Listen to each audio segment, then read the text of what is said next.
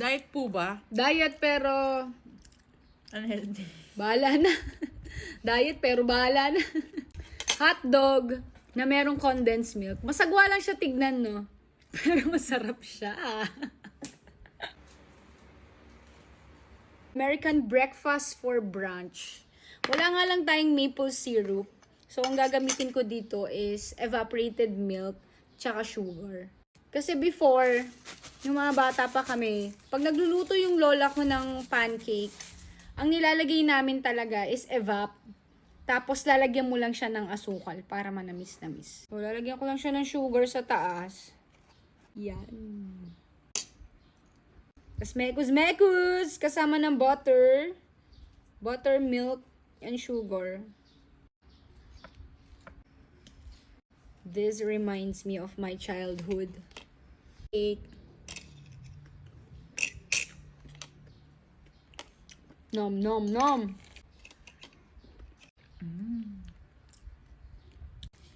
Tsaka yung kang nilagay ko. Dalawa na nga sa... Sino? Ako ba? Baka ikaw? Hindi taga Viva Max yung kamukha ko. Taga Bamban. Hotdog. Sinuso ko yung hotdog sa condensed milk. Try natin. Nakakaloka ka? Kung ano yung mga pinagtatry mo sa pagkain. Bagay. Kasi maalat yan, Maalat. tsaka Mas matamis. matamis.